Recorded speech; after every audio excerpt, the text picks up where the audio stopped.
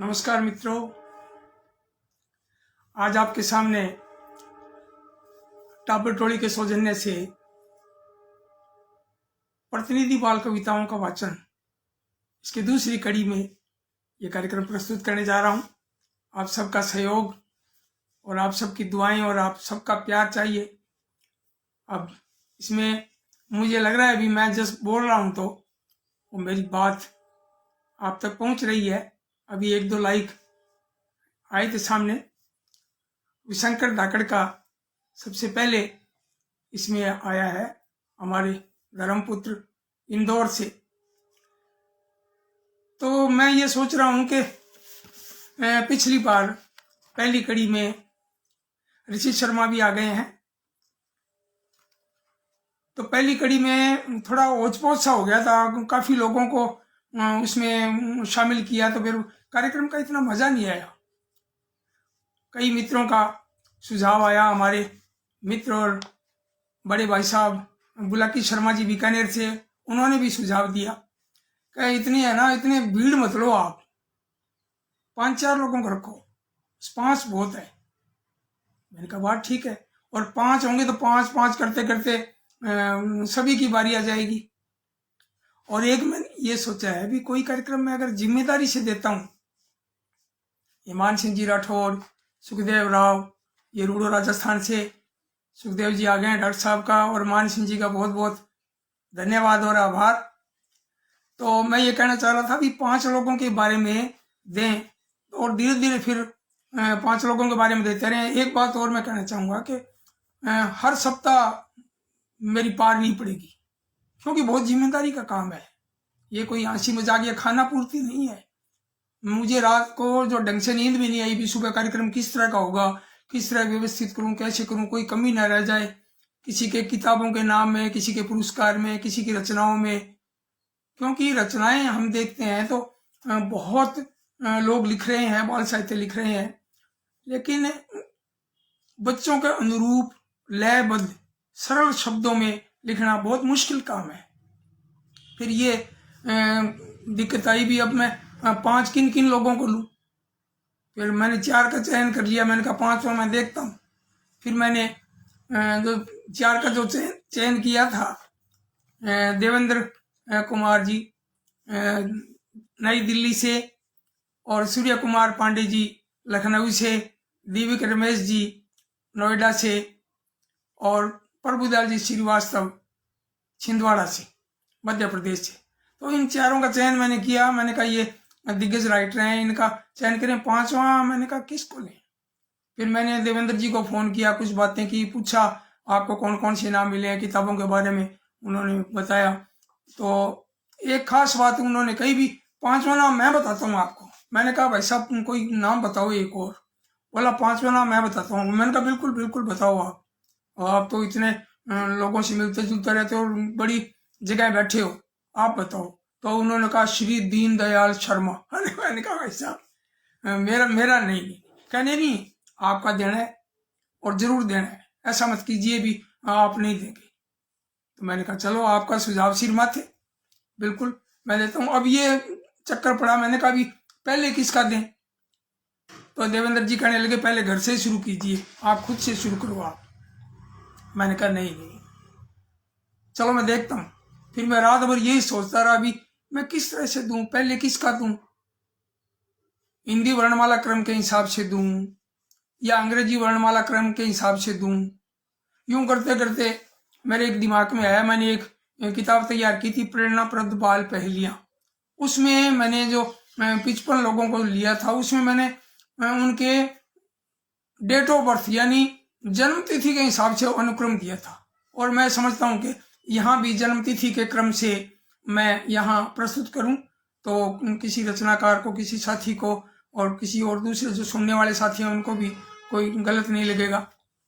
तो अब मैं सबसे पहले आपको बता दूं कि देवेंद्र कुमार जी का जन्म जो है 1940 का, प्रभुदयाल जी श्रीवास्तव इनका 4 अगस्त 1944, और नोएडा से दीविक रमेश जी आपका 28 अगस्त 1946, और लखनऊ से सूर्य कुमार पांडे जी का 10 अक्टूबर 1954,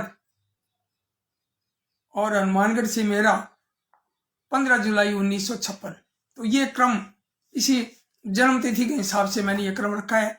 मैं कुछ नाम बोल दूं, डॉक्टर ऋषि शर्मा जी हैं और ओम प्रकाश जी भाटिया जैसलमेर से, और हिंदी हिंदी है जिंदगी, उनका एक इस तरह का कार्यक्रम है, मुझे पूरा ध्यान नहीं आ रहा है, लेकिन बहुत बढ़िया कार्यक्रम वो देते हैं बच्चों के बारे में और भी बड़ों के बारे में। ओम प्रकाश जी भाटिया जैसलमेर से वरिष्ठ राइटर, और शंकर धाकड़ तो है ही, सबसे पहले आए हैं, और भी यहाँ कमेंट किया है काफी बड़ा, बहुत बढ़िया। क्या आपको सूरज जेड़ो मुखड़ो है, आप लो रूप चांद को टुकड़ो, क्या बात है, बहुत बढ़िया। तो शंकर भाई का सबका आभार।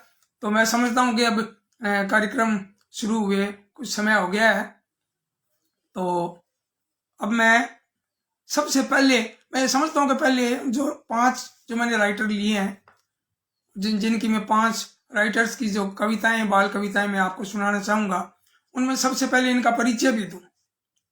तो परिचय में नई दिल्ली से श्री देवेंद्र कुमार जी, आप कवि, कथाकार, उपन्यासकार, लेखक, पत्रकार, अनुवादक के साथ साथ ऊर्जावान बाल कथाकार और बाल कवि हैं, और इनकी इलेक्ट्रॉनिक मीडिया पर मतलब कार्यक्रम में खूब सारी रचनाएं, कहानी लिखना मुझे थोड़ा मुश्किल लगता है, लेकिन कहानियां इनकी खूब सारी, और कविताएं भी बहुत ही बढ़िया, छोटी छोटी 3-3 अंतरों की, 4 अंतरों की, और बड़ी सारगर्भित।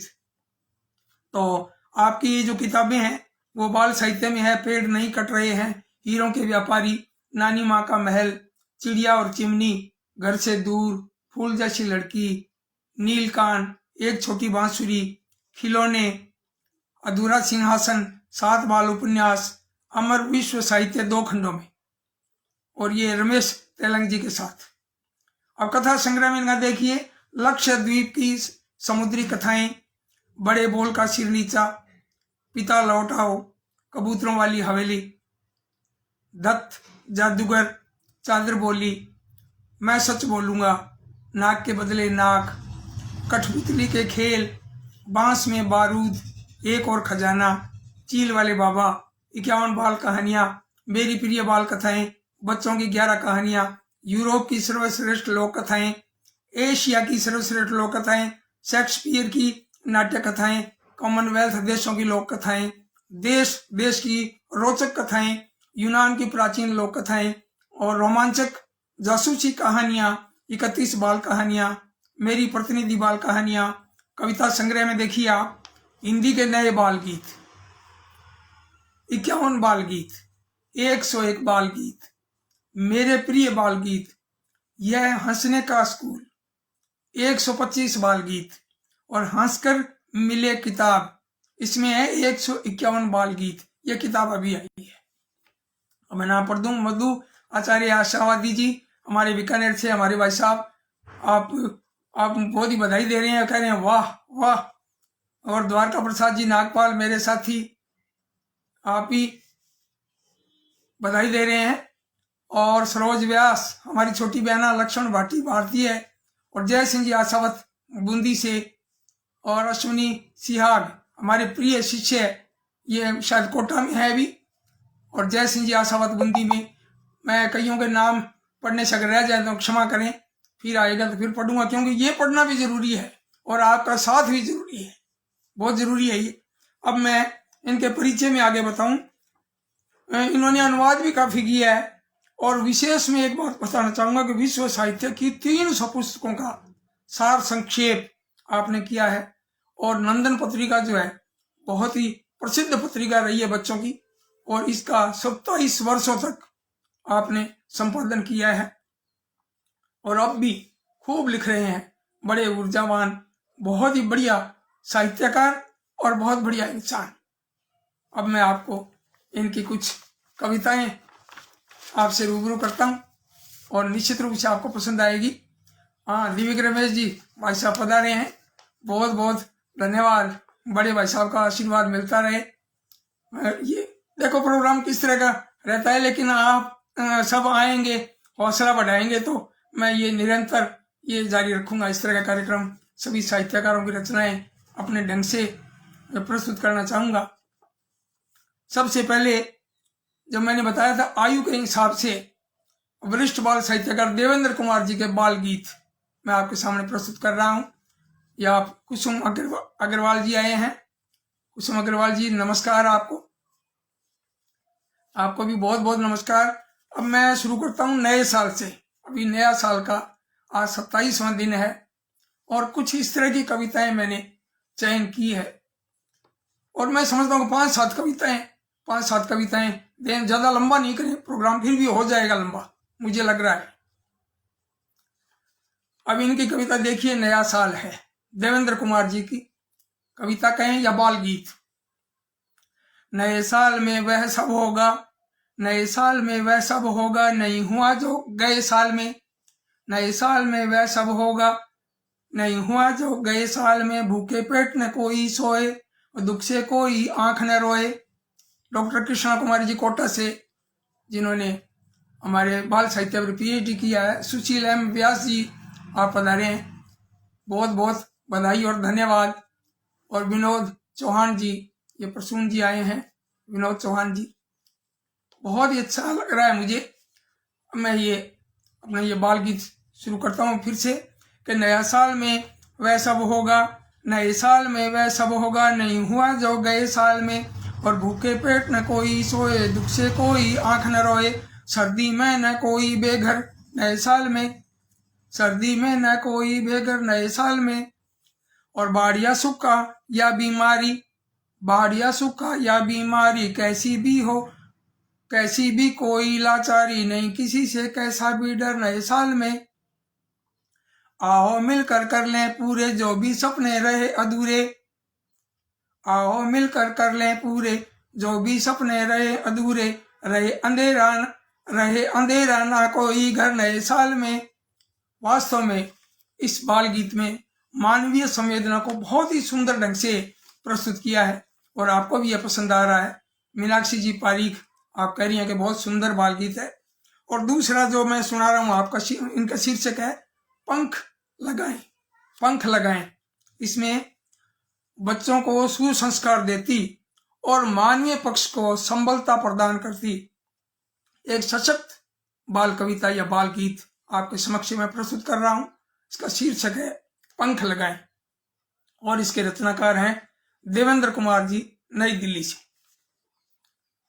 आओ रोटी एक बनाकर उसको मिल फैलाते जाएं, आओ रोटी एक बनाकर उसको मिल फैलाते जाएं। जैसे एक विशाल पतंग हो, एक नहीं हम कई बनाएं।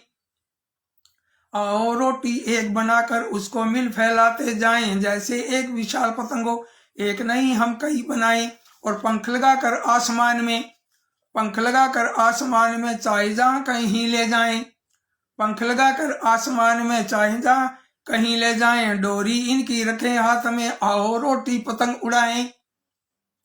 और कहते भूख बहुत दुनिया में, कहते भूख बहुत दुनिया में, लोग रोज भूखे रह जाएं। उनके बीच उतारे रोटी वे सब अपनी भूख मिटाएं। उनके बीच उतारे रोटी वे सब अपनी भूख मिटाएं। और सब पूछें ये कैसे होगा, सब पूछें ये कैसे होगा, ऐसी रोटी कौन बनाए। सब पूछें ये कैसे होगा, ऐसी रोटी कौन बनाए। और भूखा बेघर रहे न कोई, हम तुम दुनिया नई बनाए। भूखा बेघर रहे न कोई, हम तुम दुनिया नई बनाए। बहुत सुंदर, बहुत बढ़िया। अब आपके सामने इनकी एक कविता सड़क की सफाई करने वाली महारानियों के संघर्ष को उजागर करती और उनके मन की पीड़ा के माध्यम से खूबसूरत संदेश देती है कविता सड़कों की महारानी। अब देखिए कि सुनो कहानी रानी की, सुनो कहानी रानी की, सड़कों की महारानी की। प्रोमिला चोपड़ा जी आ गए हैं, फहीम अहमद जी पधारे हैं, आप सबका स्वागत है। सुनो कहानी रानी की, सड़कों की महारानी की। झाड़ू लेकर आती है और कूड़ा मार भगाती है, झाड़ू लेकर आगे आती है, कूड़ा मार भगाती है। सड़कें चमचम हो जाती, सड़कें चमचम हो जाती, वह प्यारी है नानी की। और सुनो कहानी रानी की, सड़कों की महारानी की। और धूल पुती है गालों पर। अब देखिए उनकी जो महारानियां जो काम कर रही हैं उनकी जो स्थिति का जो है चित्रण किया है इस बाल गीत में कि धूल पुती है गालों पर जाले उलझे बालों में, धूल पुती है गालों पर जाले उलझे बालों में, फिर भी हंसती रहती है बात बड़ी हैरानी की, सुनो कहानी रानी की सड़कों की महारानी की। फिर आगे देखिए इसका अंतिम अंतरा, आओ उसके मित्र बने, आओ उसके मित्र बने, उसकी अच्छी बात सुने, आओ उसके मित्र बने, उसकी अच्छी बात सुने, बस कूड़ा न फैलाएं शर्त यही महारानी की, बस कूड़ा न फैलाएं शर्त यही महारानी की, सुनो कहानी रानी की सड़कों की महारानी की। ये इनका देवेंद्र कुमार जी का ये गीत आपके सामने प्रस्तुत किया है। और एक देखिए कि पहले माँ दादी नानी कहानियां सुनाती थी और इसी तरह की एक कहानी सुनाते हुए एक पद्य में एक इसको संवेदना को प्रस्तुत किया है। अब देखिए आप इस कविता के माध्यम से किस तरह से प्रस्तुत किया है रचनाकार ने। और कविता का शीर्षक है डगमग डोले। अब ये बलदेवराम साहू जी पधारे हैं, प्रमिला चोपड़ा जी ये कह रहे हैं कि सड़कों की रानी बहुत बढ़िया और बहुत सुंदर, बहुत बढ़िया बता रहे हैं। सरोज व्यास कह रही हैं बहुत बढ़िया, वाह क्या बात है, धन्यवाद आपका। अब देखिए आप देवेंद्र कुमार जी की ये कविता डगमग डोले। छोटी नैया डगमग डोले माँ की कथा कहानी में, छोटी नैया डगमग डोले माँ की कथा कहानी में, और माँ जी ने अब नाव चलाई, माँ जी ने अब नाव चलाई नदिया ने भी लहर उठाई, माँ जी ने अब नाव चलाई नदिया ने अब लहर उठाई, और नाव नदी का साथ पुराना जैसे मछली पानी में, नाव नदी का साथ पुराना जैसे मछली पानी में, और दादी जी झट उठकर आई नई कहानी तुरंत बनाई, दादी जी झट उठकर आई नई कहानी तुरंत बनाई, बोली हमें बुलाया बच्चों परियों की महारानी ने, और सुनते सुनते आंखें भारी। अब बच्चों की स्थिति देखिए आप कि सुनते सुनते आंखें भारी भूल गए हम बातें सारी, सुनते सुनते आंखें भारी भूल गए हम बातें सारी, और ना परियां ना जादू टोना भैंस गई लो पानी में, और छोटी नैया डगमग डोले माँ की कथा कहानी में। तो ये देवेंद्र कुमार जी का ये मैंने ये बीच में फोन आ गया था और वो देख नहीं पाए, देवेंद्र जी देख नहीं पाए, और मैं भी इतना मैंने बताने का प्रयास तो किया था। अब मैं आपके सामने देवेंद्र कुमार जी के बाद में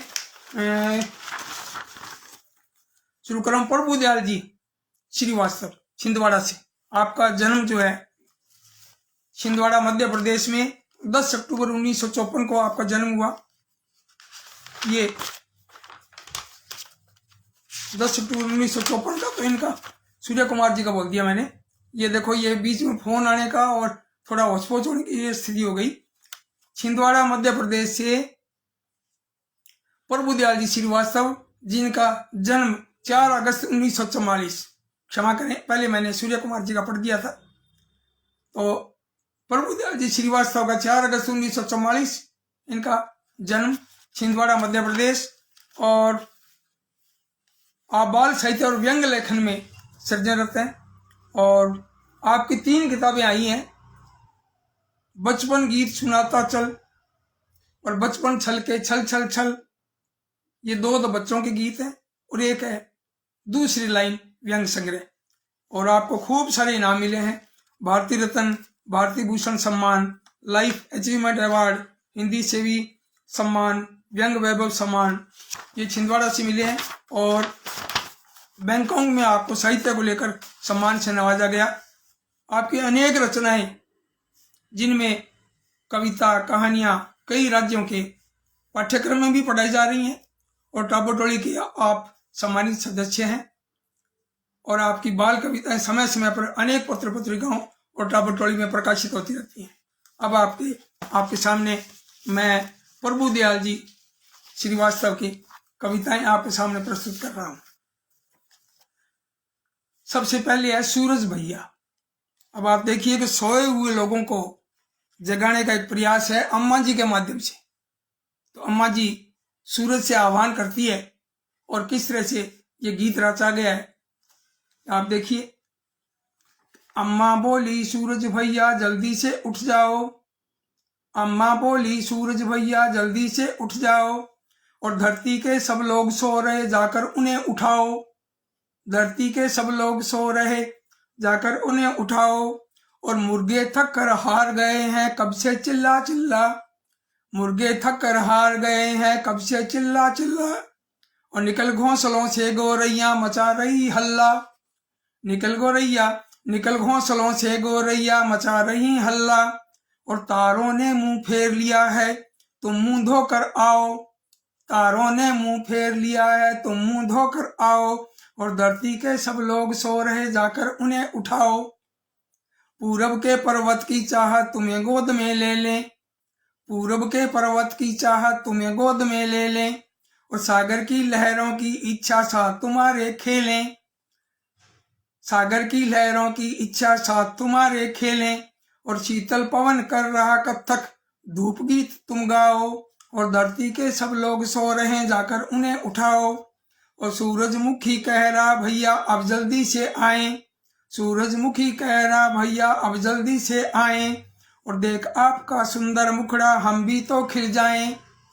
जैसे सूर्य आता है, सूरजमुखी पर सूर्य की रोशनी पड़ती है तो वो खिलता है, वो इसी बात को इसमें रेखांकित किया है रचनाकार ने कि सूरजमुखी कह रहा भैया अब जल्दी से आए, देख आपका सुंदर मुखड़ा हम भी तो खिल जाएं, और जाओ बेटे जल्दी से जग के दुख दर्द मिटाओ, और धरती के सब लोग सो रहे जाकर उन्हें उठाओ, 9-2-11 हुआ अंधेरा कब से डर कर भागा, 9-2-11 हुआ अंधेरा कब से डर कर भागा, और तुमसे भय खाकर ही उसने राज सिंहासन त्यागा, तुमसे भय खाकर ही उसने राज सिंहासन त्यागा, और समर क्षेत्र में जाकर दिन भर अपना रंग जमाओ, धरती के सब लोग सो रहे उनको जाकर उठाओ, और धरती के सब लोग सो रहे जाकर उन्हें उठाओ, अंधियारे से क्यों डरना कैसा उससे घबराना, अंधियारे से क्यों डरना कैसा उससे घबराना, जहाँ उजाला हुआ तो निश्चित उसका है हट जाना, जहाँ उजाला हुआ तो निश्चित है उसका हट जाना, और 16 घोड़ों के रथ चढ़कर निर्भय होकर जाओ, और 16 घोड़ों के रथ चढ़कर निर्भय होकर जाओ, और धरती के सब लोग सो रहे उनके जाकर जगाओ, धरती के सब लोग सो रहे जाकर उन्हें जगाओ। ये कई बार क्या है इसमें थोड़ी सी अड़चन सी आ रही है, तो इसकी अड़चन देखकर मैं भी थोड़ा होशपोश हो जाता हूँ। ये मग्गाराम जी गहलोत और सुनीता बिश्नोई, डॉक्टर गोपाल राजगोपाल जी इसमें आ गए हैं, और शंकर धाकड़ के कमेंट निरंतर आ रहे हैं। अब इसमें देखिए आप, एक बिगड़े पर्यावरण पर इसकी चिंता को व्यक्त करती हुई कविता, प्रभुदयाल जी श्रीवास्तव की ये कविता, हाथी भैया कहाँ चले। थैले जैसा पेट तुम्हारा, थैले जैसा पेट तुम्हारा, हाथी भैया कहाँ चले। गौरव वाजपेयी स्वप्निल हमारे टाबर टोली के रचनाकार भी हैं, आप पधारे हैं, धन्यवाद आपका। और थैले जैसा पेट तुम्हारा, हाथी भैया कहाँ चले, और जंगल से तुम कब आए हो बहुत दिनों के बाद मिले, और पेड़ यहाँ अब नहीं बचे हैं, पेड़ यहाँ अब नहीं बचे हैं, डाले कहाँ हिलाओगे। हाँ, डॉक्टर घनश्याम नाथ कच्छावा जी, जिन्हें राजस्थानी में अभी अनुवाद पर पुरस्कार मिला है, बहुत ही ऊर्जावान राइटर हमारे छोटे भाई हैं, आप चूरू सुजानगढ़ से पधारे हैं, आपका धन्यवाद। और पेड़ यहाँ अब नहीं बचे हैं, डालें कहाँ हिलाओगे, पत्तों का भी कहाँ ठिकाना, अब बोलो क्या खाओगे। नहीं नलों में पानी आता, नदियां नाले हैं सूखे, रहना होगा हाथी भैया तुम्हें यहाँ प्यासे भूखे। और कई शिकारी सर्कस वाले पीछे पड़े तुम्हारे हैं, कई शिकारी सर्कस वाले पीछे पड़े तुम्हारे हैं, और पता नहीं किस पथ के नीचे दबे हुए अंगारे हैं। अगर तुम्हें रहना है सुख से जंगल में वापस जाओ, और ले खड़ताल मंजीरा भैया राम नाम के गुण गाओ। तो ये स्थितियां हो गई है कि पेड़ भी अब नहीं है, नलों में पानी भी नहीं आ रहा है। ऐसी बातें जो है, हमारे जो संकट की स्थिति कभी भी आ सकती है, ये रचनाकार ने प्रभु दयाल श्रीवास्तव जी ने इस कविता में प्रस्तुत किया है। इनकी अगली कविता सूर्य ग्रहण। अब सूर्य ग्रहण कैसे बनता है, मतलब इस कविता के माध्यम से बच्चों को इतने सरल ढंग से समझाया है, बहुत ही सहज तरीके से। आप देखिए, आप बहुत दिनों से सोच रहा हूं मन में कब से लगी लगन है। कविता का शीर्षक है सूर्य ग्रहण।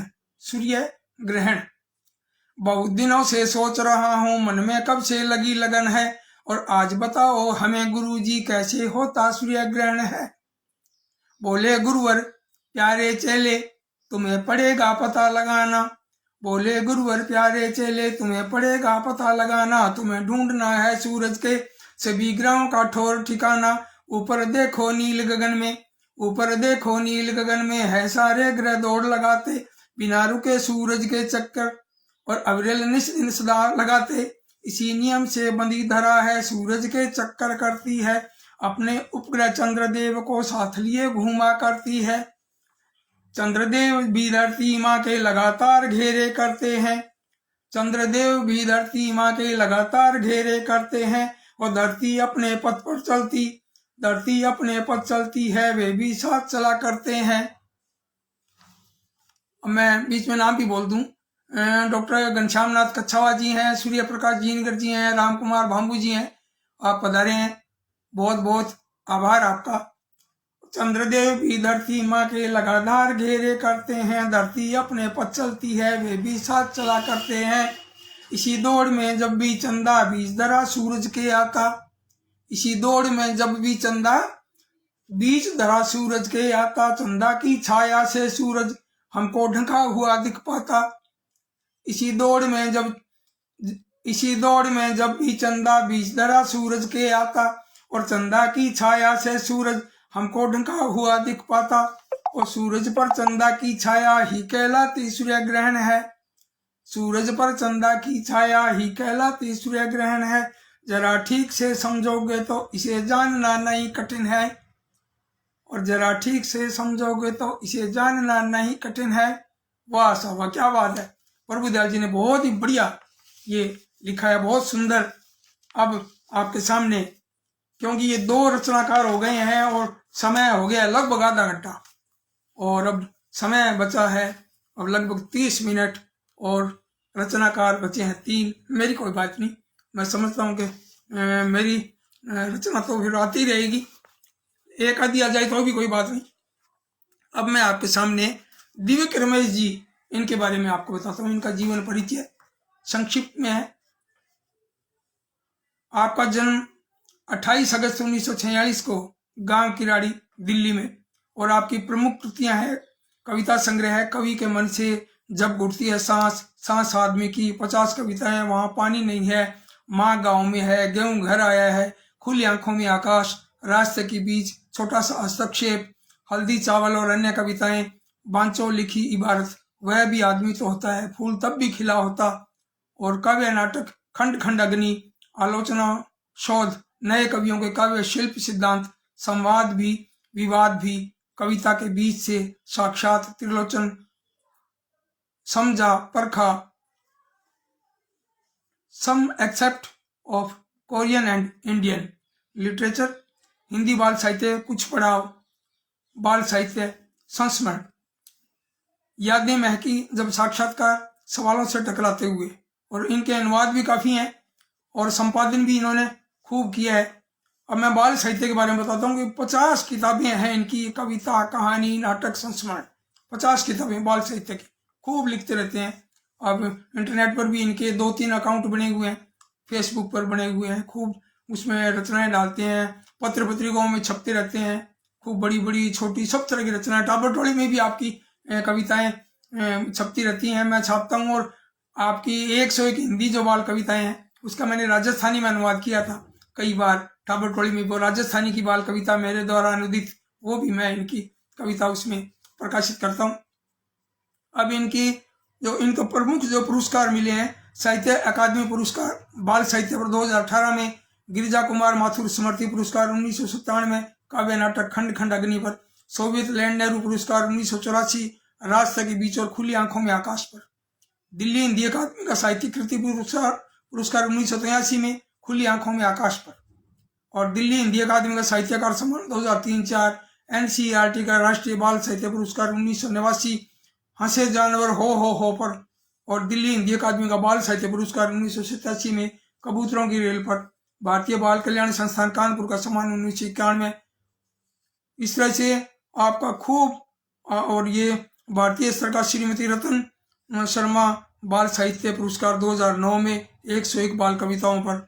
और उत्तर प्रदेश हिंदी संस्थान का सर्वोच्च बाल साहित्य का सम्मान बाल साहित्य भारतीय सम्मान 2013, ये 2 लाख का जो पुरस्कार ये देती है उत्तर प्रदेश संस्थान। इनको खूब सारे पुरस्कार मिले हैं और आप लगभग 12-15 देशों में आप वहाँ गए भी हैं, विदेशों में आप वहाँ गए हैं।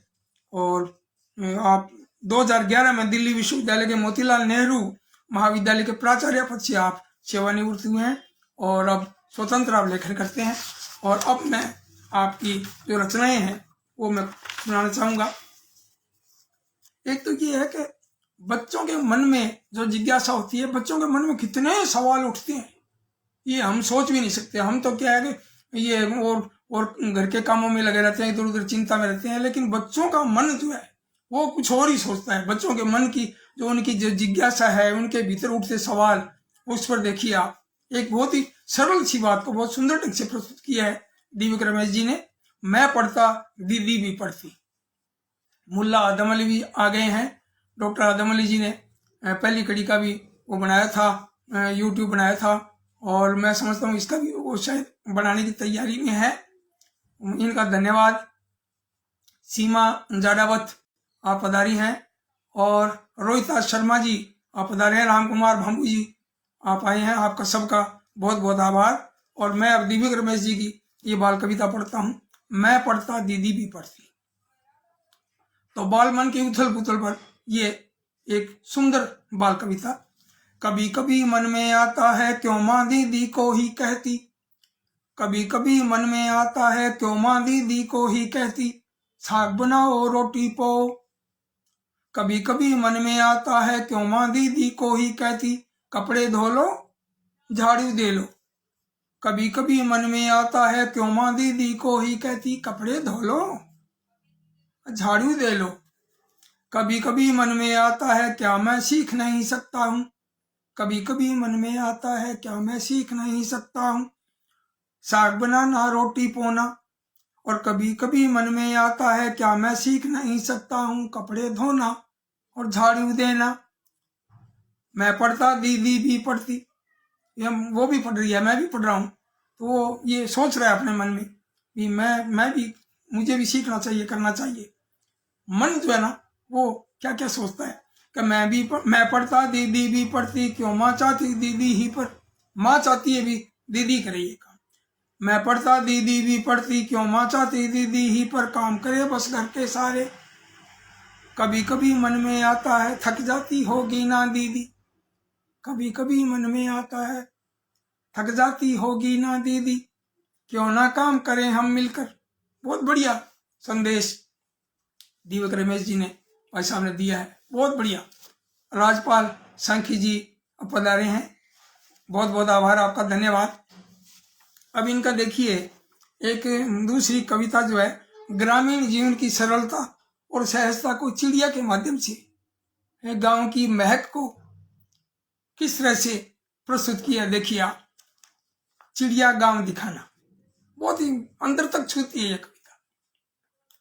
चिड़िया कभी पंख में भरकर थोड़ी हवा गांव की लाना, चिड़िया कभी पंख में भरकर थोड़ी हवा गांव की लाना, चिड़िया कभी चोंच में भरकर थोड़ा जल पोखर का लाना, और पंजों में अटकाकर अपने थोड़ी सी मिट्टी भी लाना, पंजों में अटकाकर अपने थोड़ी सी मिट्टी भी लाना, और खेतों की थोड़ी हरियाली अपने आंखों में भर लाना। क्या बात है, गजब, बहुत बढ़िया चित्र पूरा सामने दिख रहा है।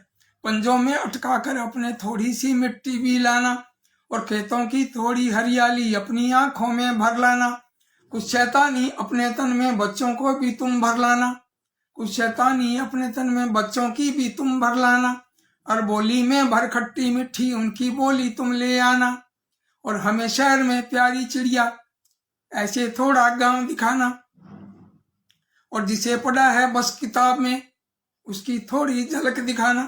क्या बात है। वास्तव में गांव तो गांव ही है, गांव की प्रकृति का जो आनंद है वो शहरों में की भागदौड़ी में नहीं मिलता। और ये रचनाकार ने बहुत ही मन से ये एक तरह से यथार्थ जो चित्रण है, यूं लगता है अनुभूति का बहुत ही सुंदर अभिव्यक्ति है, अनुभूति की अभिव्यक्ति बहुत बढ़िया। और एक देखिएगा, बाल मन तो जिज्ञासा का भंडार है, उसके मन में हर बात पर सवाल उठता है। अच्छा, बच्चों से इसीलिए बात नहीं करते, बच्चों से इसलिए बात नहीं करते कि वो हर बात में सवाल करता है, हर बात में क्यों, ये कैसे हुआ, क्यों, ये कैसे हुआ। तो इस तरह की विचारों को प्रस्तुत करती ये कविता क्यों, दीवक रमेश जी की ये कविता क्यों। धू धू धू धू आग जले क्यों, सी सी सी सी जीव जले क्यों, धू धू धू धू आग जले क्यों, सी सी सी सी जीव जले क्यों, क्यों पंखा करता है फर फर, क्यों पंखा करता है फर फर, क्यों खेलते बच्चे घर घर, हो पुराना अगर स्कूटर क्यों चलता वह करता खर खर, और पुराने दरवाजे भी जब देखो तब करते चर चर, और मन का देती मां जब भोजन क्यों मन करता खाएं झटपट, और दौड़ती मक्खी खाने क्यों हम करते हट हट हट हट।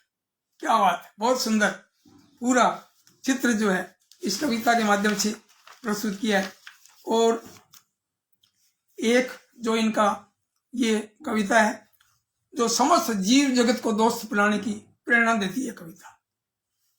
दीवक रमेश जी की ये कविता सुनिए, हर बच्चे को दोस्त बनाए, आओ दोस्ती का मिलजुल कर, आओ दोस्ती का मिलजुल कर, हर बच्चे तक हाथ बढ़ाएं, और छूट न जाए कोई बच्चा हर बच्चे को दोस्त बनाए, छूट न जाए कोई बच्चा हर बच्चे को दोस्त बनाए, और पौधे हों चाहे हों प्राणी, पौधे हों चाहे हों प्राणी, हम तो चाहते दोस्त बने सब, कोई भी न लड़े कभी भी, हम तो चाहते दोस्त बने सब, हमको तो अच्छा लगता है सबको दोस्त बनाना जी, माँ कहती आसान नहीं पर सच्चा दोस्त बनाना जी, और सदा साथ निभाती है जो, सदा साथ निभाती है जो वही दोस्ती होती सच्ची, सदा साथ निभाती है जो वही दोस्ती होती सच्ची, गलत करे ना करने दे जो, गलत करे ना करने दे जो वही दोस्ती होती सच्ची, और मजा बहुत पर आता हमको दोस्त, अरे जब घर पर आते, मजा बहुत पर आता हमको दोस्त, अरे जब घर पर आते, और आकर गाकर और झूम कर जन्मदिन के तोहफे लाते, और आकर गाकर झूम कर जन्मदिन के तोहफे लाते। बहुत सुंदर। और एक इसी तरह का एक गीत, सर्दी के मौसम का गीत। अब देखिए कि ये बालमन की जिज्ञासा देखिए और सर्दी के मौसम में किस तरह के विचार इस कविता में प्रस्तुत किए गए हैं। और दीवक रमेश जी की एक कविता है अकड़म बकड़म। अकड़म बकड़म ठंडम ठा, अकड़म बकड़म ठंडम ठा, याद आ गई माँ की माँ। अब कहते हैं ना नानी याद आ गई, तो माँ की माँ, अब ये माँ की माँ नानी हुई, तो अकड़म बकड़म ठंडम ठा, याद आ गई नानी माँ, याद आ गई माँ की माँ। और सूरज तुम जल्दी से आ, सूरज तुम जल्दी से आ, धूप गुनगुनी ढो कर ला। बाल मन कह रहा है सूरज से, सूरज तुम जल्दी से आ, धूप गुनगुनी ढो कर ला। अकड़म बकड़म ठंडम ठा, ऐसे मत कहो, ऐसे में मत कहो नहा। अब नहाने का मत कहो। बच्चा वास्तव में कितना डरता है, बड़े भी डरते हैं। अकड़म बकड़म ठंडम ठा, ऐसे में मत कहो नहा। सूरज तुम जल्दी से आ बिस्तर से हमें उठा। अकड़म बकड़म ठंडम ठा, गर्मा गर्म जलेबी खा। सूरज तुम जल्दी से आ बुढ़िया की जान बचा। अकड़म बकड़म ठंडम ठा, जा सर्दी अपने घर जा। अकड़म बकड़म ठंडम ठा, जा सर्दी अपने घर जा। बहुत सुंदर आपकी ये बाल कविताएं। दीवक रमेश जी को बहुत बहुत बधाई। और अब मैं आपके सामने प्रस्तुत कर रहा हूँ लखनऊ से सूर्य कुमार पांडे जी। सबसे पहले सूर्य कुमार जी पांडे जी के बारे में इनका परिचय आपको दूं। इनकी रचनाएं मैं भी जब छोटा होता था तो पढ़ता था, बहुत ही परिचित नाम था मेरे लिए। और इनसे जब बातें की तो बड़ा गर्व महसूस हुआ, बहुत अच्छा लगा भी इतने बड़े राइटर, कभी धर्मयुग में, कभी नंदन में, पत्र पत्रिकाओं में इनका नाम देखते थे, रचनाएं पढ़ते थे, आज इनसे बात कर रहे हैं और बहुत अच्छा लग रहा है। ये भी नाम जानते हैं, जब जिक्र किया तो कहने लगे जानता हूँ, आपका नाम जानता हूँ, आप अच्छा कर रहे हैं। तो आपका भी बहुत बहुत धन्यवाद, बात करके बहुत अच्छा लगता है। तो आपका जन्म, सूर्य कुमार पांडे जी का जन्म जो है लखनऊ में 10 अक्टूबर 1954 को हुआ। और विद्यार्थी जीवन से ही आप 12 वर्ष की उम्र से ही आपने लेखन शुरू किया। तब धर्मयुग, ये हिंदुस्तान, कादम्बनी, नंदन, पराग, बाल भारती, ये बाल साहित्य की रचनाएं, और बाद में इन्होंने व्यंग रचनाएं भी खूब लिखी और किताबें भी ढेर सारी हैं। इनकी बच्चों की और बड़ों की सारी किताबें, 28 किताबें हैं, तो लगभग 12-13 किताबें बच्चों की हैं। और बच्चों की जो किताबें हैं उनमें बाल पुस्तकों में सबसे पहले गीत तुम्हारे, चूहे राजा, हम बच्चे, फूल खिले, बंदर जी की दुम, गीत चुनमुने, गीत चुनमुने, अकड़ बकड़, हम है किससे कम, चौका छक्का, आज के समय की 100 बाल कविताएं, आज के समय की 101 बाल कविताएं, मेरी प्रिय बाल कविताएं, और 3 हास्य व्यंग कृतियां भी। और हाल ही में ये चोरी चोरा पद्य नाटक जो NBT से प्रकाशित होकर आई है। आपकी अब तक 28 किताबें प्रकाशित हो चुकी हैं और आज भी निरंतर आप लिख रहे हैं। और इनकी रचनाएं उत्तर प्रदेश, महाराष्ट्र, गुजरात, बिहार, कई राज्यों में पहली कक्षा से लेकर और विश्वविद्यालय स्तर पर पाठ्यक्रम में भी पढ़ाई जा रही हैं। और एक विदेश में भी, संयुक्त अरब अमीरात, UAE, यहाँ भी आपकी एक हिंदी कविता पढ़ाई जा रही है। और आपको पुरस्कार में आपको खूब सारे पुरस्कार मिले हैं और 40 से अधिक पुरस्कार मिले हैं। और इनको उत्तर प्रदेश हिंदी संस्थान का जो 2 लाख रुपए का जो सर्वोच्च पुरस्कार है, बाल भारती, बाल साहित्य भारती सम्मान, और भारतेंदु हरीशचंद्र पुरस्कार, हिंदी संस्थान का सोनलाल द्विवेदी बाल साहित्य सम्मान, व्यंग श्री सम्मान, सूर पुरस्कार, काका आतरसी पुरस्कार, ये लगभग 40 से अधिक पुरस्कार आपको मिले हैं। और आप 68 वर्ष के होने जा रहे हैं, लेकिन साहित्य सर्जन में आज भी आप ऊर्जावान हैं, खूब लिख रहे हैं। अब मैं आपकी रचना जो है मैं प्रस्तुत करूं, सूर्य कुमार पांडे जी की कविताएं, नए साल की प्रार्थना। इसमें नए साल में एक बालक ईश्वर से प्रार्थना करता है कि उससे ईश्वर से आगे बढ़ने का वर मांगता है। अब किस तरह की प्रार्थना है और रचनाकार ने किस तरह से प्रस्तुत किया, आप देखिए। घर घर आया है नया साल, घर घर आया है नया साल, खुशियां लाया है नया साल, इस नए साल में है ईश्वर, इस नए साल में है ईश्वर, तुम देना मुझको ऐसा वर, मैं बन जाऊं जो कंप्यूटर, हाल करूं ये, मैं बन जाऊं जो कंप्यूटर, हल करूं फटाफट हर सवाल। घर घर आया है नया साल, खुशियां लाया है नया साल, इस नए साल में है प्रभुवर, इस नए साल में है प्रभुवर, तुम देना मुझको ऐसा स्वर, मैं बनूं एक नामी सिंगर, मैं बनूं ना एक नामी सिंगर, हो मधुर कंठ सुर रागताल, हो मधुर कंठ सुर रागताल, घर घर आया है नया साल, खुशियां लाया है नया साल। आगे देखिए, इस नए साल में है ईश्वर, तुम देना मुझको ऐसा घर, इस नए साल में है ईश्वर, तुम देना मुझको ऐसा घर, जिसमें मिठाइयाँ हो जी भर, हो पकवानों से भरे थाल। घर घर आया है नया साल, खुशियां लाया है नया साल, और इस नए साल में है प्रभुवर, तुम देना मुझको नन्हे पर। पंख की भी कल्पना है। इस नए साल में है प्रभुवर, तुम देना मुझको नन्हे पर, मैं उड़ूं हवाओं में दिन भर, मैं उड़ूं हवाओं में दिन भर, फिर चहकूं फुदकूं डाल डाल। घर घर आया है नया साल, खुशियां लाया है नया साल। क्या बात है, बहुत बढ़िया नया साल सबको खुशियों से भर दे। ज्योति कृष्ण वर्मा जी आप दिल्ली से, और दीपा कांडपाल जी आप पधारे हैं, जय रांकावत जी आप पधारे हैं, आपका स्वागत, बहुत बहुत धन्यवाद आपका। और एक तितली को लेकर बहुत ही सुंदर कविता पांडे जी ने, सूर्य कुमार पांडे जी ने प्रस्तुत की है। मैं तितली हूं, बहुत ही कोमल सी एक जीव, कोमल सा जीव, और कितना रंगीन और कोमल सी कविता, खूबसूरत कविता आप देखिए।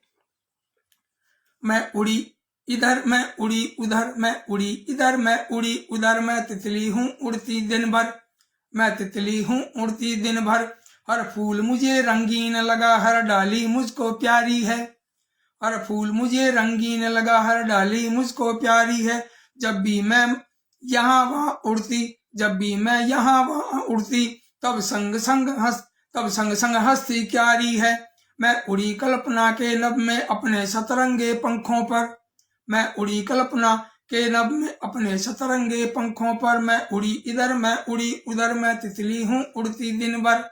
क्या बात है, बहुत सुंदर, बहुत बढ़िया। अब इसका दूसरा अंतरा देखिए। मैं यहाँ गई, मैं वहां गई, लेकर पराग घर आई हूँ, मैं यहाँ गई, मैं वहां गई, लेकर पराग घर आई हूँ, मैं सबको अच्छी लगती हूँ, मैं सबको अच्छी लगती हूँ, सबके मन को ही भाई हूँ, मैं सुंदर सपने देख रही इन पंखुड़ियों के बिस्तर पर, मैं सुंदर सपने देख रही इन पंखुड़ियों के बिस्तर पर, मैं उड़ी इधर, मैं उड़ी उधर, मैं तितली हूँ उड़ती दिन भर। बहुत ही बढ़िया, बहुत ही सुंदर कविता आपने प्रस्तुत की है। और एक मित्र बनाने की बात जो है, पहले मैंने एक रचनाकार की सुनाई थी, अब एक इनकी भी मैं आपको सुना रहा हूं कि किसको दोस्त बनाए, मित्र किसको बनाए। ये आज के जो समय में बहुत ही सोचने वाली बात है, डर सा लगता है कई बार, तो मित्र बनाने में डर लगता है, लेकिन बाद में धीरे धीरे पता लगता है। तो ये देखिए गीत आप जो है, बहुत ही सुंदर गीत लिखा है कि हम उसको दोस्त बनाएं। किसको? हो जिसको प्यार किताबों में, हो जिसको प्यार किताबों से, जो अव्वल आए पढ़ने में, हो जिसको प्यार किताबों से, जो अव्वल आए पढ़ने में, जो सही राह दिखलाता हो औरों को आगे बढ़ने में, हम उससे हाथ मिलाएंगे, हम उसको दोस्त बनाएंगे, जो खुश रहता हो उन्नति से, जो खुश रहता हो उन्नति से, ईर्ष्या न कभी पाले मन में, जो सुख में भी संग संग रहे और साथ निभाए मुश्किल में, हम उस पर जान लुटाएंगे, हम उसको दोस्त बनाएंगे, हम उस पर जान लुटाएंगे, हम उसको दोस्त बनाएंगे। अच्छे लोगों की सोहबत हो, अच्छे लोगों की सोहबत हो नहीं नशे की लत कोई, अच्छे लोगों की सोहबत हो नशे नहीं, हो नहीं नशे की लत कोई, और झंझट झगड़ों से दूर रहे, हो नहीं बुरी आदत कोई, हम उसको ही अपनाएंगे, हम उसको दोस्त बनाएंगे। और फालतू न हो खर्चे जिसके, फालतू न हो खर्चे जिसके, ऊंचा विचार जीवन सादा, फालतू न हो खर्चे जिसके, ऊंचा विचार जीवन सादा, जो सबको आदर देता हो, जो सबको आदर देता हो, जो करे नहीं झूठा वादा, हम उसका साथ निभाएंगे, हम उसको दोस्त बनाएंगे, हम उसका साथ निभाएंगे, हम उसको दोस्त बनाएंगे। बहुत ही बढ़िया लिखा है आपने, बहुत सुंदर कविता प्रस्तुत की है। ये कविताएं जो है मैंने अभी 3 कविताएं सुनाई हैं, और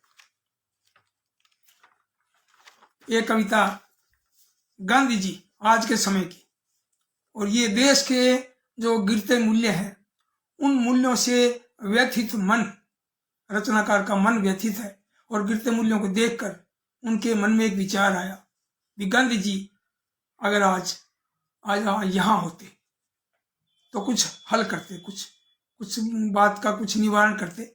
इस विचार को बहुत ही सुंदर ढंग से बच्चों के लिए इतना सुंदर लिखा है कि बच्चे इस बात को समझेंगे। और कविता का शीर्षक है गांधी जी। अगर आज गांधी जी होते और कदम कदम पर झूठ देख कर, कदम कदम पर झूठ देख कर, जात धर्म की फूट देख कर, नहीं एक पल भी वो सोते, नहीं एक पल भी वो सोते, अगर आज गांधी जी होते। अब ये कितनी बड़ी बात है कि कदम कदम पर झूठ देकर, जाति धर्म की फूट देकर, नहीं एक पल भी वो सोते, अगर आज गांधी जी होते। युद्ध अशांति देश में झगड़े, युद्ध अशांति देश में झगड़े, हिंसा रंग भेद के लफड़े, और देख देख कर नयन भिगोते, अगर आज गांधी जी होते। और बम बंदूक छुरे की भाषा, उग्रवाद का देख तमाशा, सत्य न्याय के बिरवे बोते, अगर आज गांधी जी होते। सत्याग्रह अनशन के द्वारा करते हुए कल्याण हमारा, एक सूत्र में हमें पिरोते, अगर आज गांधी जी होते। सत्याग्रह अनशन के द्वारा करते हुए कल्याण हमारा, एक सूत्र में हमें पिरोते, अगर आज गांधी जी होते। बहुत ही बढ़िया लिखा है आपने, सूर्य कुमार पांडे जी ने बहुत सुंदर लिखा है। और आपकी व्यंग रचनाएं, आपके बाल गीत, ये मैं पढ़ता रहता हूँ। अभी थोड़ा सा समय बचा है तो मैं समझता हूँ कि कोई एक आधी मेरी भी रचना पढ़ दूं। मैं क्षमा मांगूंगा जिनका मैं जिनकी रचनाएं पूरी नहीं ले सका। मैं कमलेश चंद्राकर जी, अश्विनी चिराग जी ये पधारे हैं, और मैं मेरा परिचय तो कभी बाद में दूंगा, लेकिन मैं सोचता हूँ कि 2-4 रचनाएं पढ़कर सुना दूं, और आप मन करता है कि थोड़ा सा परिचय भी दे दूं, ठीक रहेगा। भी मेरी कुल जो किताबें हैं वो हिंदी और राजस्थानी में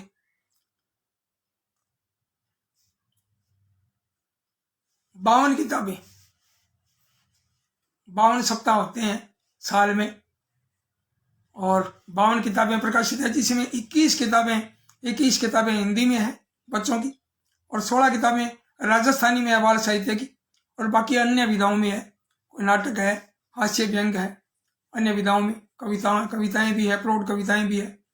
तो बच्चों के लिए 21 हिंदी में, 16 राजस्थानी में, यानी कि 37 किताबें हैं हिंदी राजस्थानी में।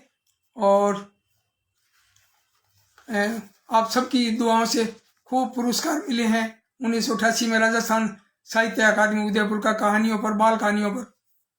1998 में राजस्थानी भाषा साहित्य एवं संस्कृति अकादमी बीकानेर से 1998 में शंखेश्वर सिंह बाल नाटक पर, और केंद्रीय साहित्य अकादमी नई दिल्ली से बालपनेरी बाता, ये निबंध संस्मरण की किताब है, बालपनेरी बाता, राजस्थानी में पुरस्कार मिला 2012 में।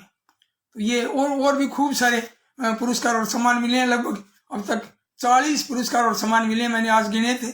और अब मैं सोचता हूँ कि 5-4 मिनट बचे हैं तो मैं भी 2-4 कविताएं आपके सामने प्रस्तुत कर दूं। और सूर्य प्रकाश पांडे जी की तरह मैंने भी गांधी जी को लेकर एक कविता लिखी है, तो वो इसी क्रम में मैं ये सुना दूं। गांधी बाबा। आ जाओ तुम गांधी बाबा, सुन लो मेरी पुकार, आ जाओ तुम गांधी बाबा, सुन लो मेरी पुकार, और भूल गए हैं यहाँ लोग सब प्रेम मोहब्बत प्यार, भूल गए हैं यहाँ लोग सब प्रेम मोहब्बत प्यार। शांति अमन और सत्य अहिंसा पाठ कौन सिखलाए, शांति अमन और सत्य अहिंसा पाठ कौन सिखलाए, और समय नहीं है पास किसी से कौन किसे बतियाए, समय नहीं है पास किसी के कौन किसे बतियाए, तुम आ जाओ गांधी बाबा हो सबका उद्धार, और भूल गए हैं यहाँ लोग सब, भूल गए हैं यहाँ लोग सब प्रेम मोहब्बत प्यार, और मारकाट में शर्म न शंका कैसे हो गए लोग, और मारकाट में शर्म न शंका कैसे हो गए लोग, कैसा संक्रामक है देखो घर घर फैला रोग, और कैसा संक्रामक है देखो घर घर फैला रोग, और तुम ही दवा दो गांधी बाबा सबका मिटो खार, और भूल गए हैं यहाँ लोग सब प्रेम मोहब्बत प्यार।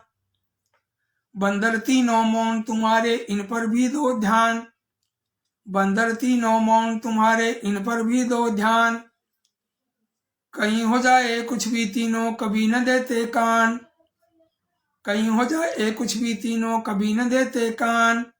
और कहाँ मौन साधक बन बैठे मारो एक हुंकार, कहाँ मौन साधक बन बैठे मारो एक हुंकार, और भूल गए हैं यहाँ लोग सब प्रेम मोहब्बत प्यार। तो ये एक कविता है। अब मैं एक लय की कविता आपको सुना दूं, बहुत ही लय में, क्योंकि समय काफ़ी हो गया है। और एक दो कविताएं मेरा मोह है थोड़ा भी सुनाऊं। और सबने कहा भी था, जो मेरे साथी हैं जिनका मैंने प्रस्तुत किया है, उन्होंने भी कहा था भी आप बिल्कुल आप सुनाइए। तो कविता है जो वो कभी मैं मंच पर मैं सुनाता रहता हूँ और बच्चे बहुत लाइक करते हैं इसको। उल्टा पुल्टा। हो गया उल्टा पुल्टा एक दिन उड़ गया हाथी पंखों के बिन, हो गया उल्टा पुल्टा एक दिन उड़ गया हाथी पंखों के बिन, वो धरती से पाताल की ओर, और बीच चुराए घनी भीड़ में भरी दोपहरी नाचा मोर। बकरी ने 2 दिए थे अंडे, बकरी ने 2 दिए थे अंडे, बैठे थे शमशान में पंडे, और गूंगी औरत करती शोर, और चूहों की दहाड़ सुनी तो सिर के बल पर भागे चोर। मुर्गा बोला म्याऊं म्याऊं, बिल्ली बोली कुकड़ों को, मुर्गा बोला म्याऊं म्याऊं, बिल्ली बोली कुकड़ों को, और बिना पतंग के उड़ गई डोर। वो निकले तारे धरती पर तो छिप गया सूरज हो गई भोर, निकले तारे धरती पर तो छिप गया सूरज हो गई भोर। बहुत बहुत धन्यवाद आपका, क्योंकि फिर वो मोह खत्म नहीं होता, सुनाने का भी सुनाते रहो, लेकिन समय की भी एक सीमा है। मैं आप सबका आभार व्यक्त करता हूँ। अब मैं बीच बीच में ये सोच भी रहा हूँ कि अब तक ये चल रहा है कि नहीं चल रहा है, क्योंकि अभी किसी के कोई कमेंट लाइक वगैरह नहीं आ रहे हैं, तो ये लग रहा है जैसे बंद हो गया होगा। लेकिन फिर अब कार्यक्रम समापन करने के बाद में इसको देखेंगे। आपका बहुत बहुत धन्यवाद। और मैं एक निवेदन करना चाहूँगा, मेरी बात अगर आप सुन रहे हैं तो अब महीने में इसको 2 बार देना ज़्यादा ठीक है, क्योंकि महीने में 4 बार मैं इतना समय नहीं निकाल पाता, क्योंकि इसमें बहुत ही स्तरीय देने के लिए बहुत ज़्यादा मेहनत करनी पड़ती है। और मेहनत के हिसाब से मैं समझता हूँ कि एक गुणवत्ता की दृष्टि से भी बढ़िया कार्यक्रम होना चाहिए। तो महीने में 2 बार, और महीने के दूसरे और चौथे गुरुवार को, महीने के दूसरे और चौथे गुरुवार को ये कार्यक्रम प्रस्तुत करेंगे शाम को 5 बजे। आप सबका सहयोग बना रहे, इसी तरह प्रेम देते रहें। बहुत बहुत धन्यवाद, आप सबका फिर से धन्यवाद।